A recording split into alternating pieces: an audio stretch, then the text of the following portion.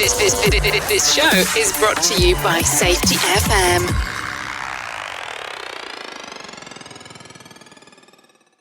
The following broadcast contains adult language, adult content, frank and unusual safety discussions. Listener discretion is advised. By the way, everything in this podcast is true. The names have been changed to protect the safe and the unsafe. We're working from the road this week here at Safety Wars.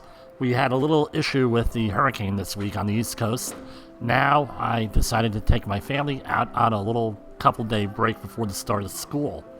So, Paralympics.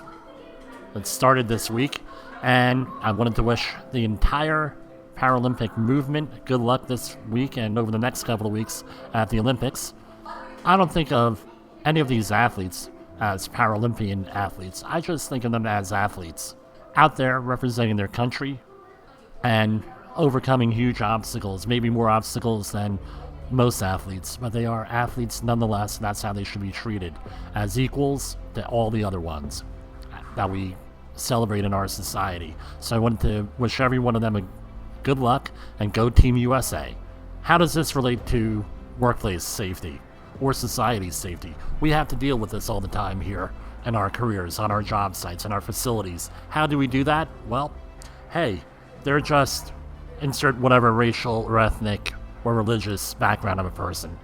They don't need to safety. We don't need to worry about their safety. So what? They don't know what they're doing. Who cares about them? Doesn't matter whether they're electricians, iron workers, painters, laborers, you name it. I hear this all the time. Well, they're outsiders. We don't need to deal with their safety, Jim, ignore them, things of that nature. I tend to point out the general duty clause under OSHA, where we all have a right, and that is a right, meaning it goes beyond anything the government can say, anything we could say, anything beyond our culture could say, where we have a right to a safe and healthful workplace. This past week, I had an issue come up with a couple of workers.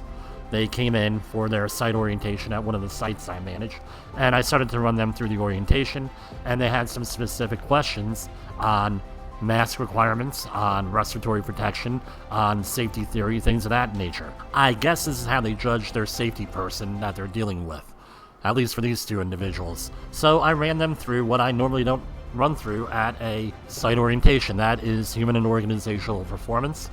I ran through what the mask requirements were, what the masks protect you from, what they don't protect you from, the hierarchy of controls, and everything else. At the end of our little discussion, which took about 10 minutes, I also had notes on a whiteboard for these guys, for anybody else who decided to come in and ask questions.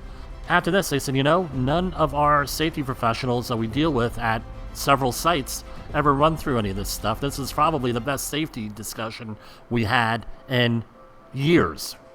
They told me that because of their ethnicity, I won't go into which one, no one ever paid any attention to what they're doing. And it's similar to what a lot of people think about the Paralympians and all other segments of our society, where they feel that they shouldn't get the attention that they get.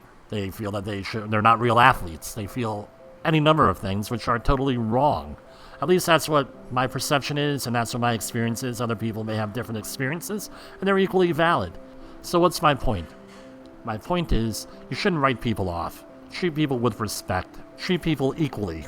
Treat people with the appropriate consideration for whatever they're doing. Do your job as a safety professional and protect all your workers, not just the select few. Don't just pay attention to people who you're friendly with, people who look like you, who speak like you, that are from different socioeconomic, ethnic, religious, cultural backgrounds, from different countries and things of that nature. We all have to do our jobs and protect all workers out there as appropriate. And that is how we're going to win that safety war that we all fight every day here. For Safety Wars, this is Jim Posel. The views and opinions expressed on this podcast are those of the host and its guest and do not necessarily reflect the official policy or position of the company. Examples of analysis discussed within this podcast are only examples. They should not be utilized in the real world as the only solution available, as they are based only on very limited and dated open source information. Assumptions made within this analysis are not reflective of the position of the company. No part of this podcast may be reproduced, stored in a retrieval system, or transmitted in any form or by any means, mechanical, electronic, recording or otherwise, without prior written permission of the creator of the podcast, Jay Allen.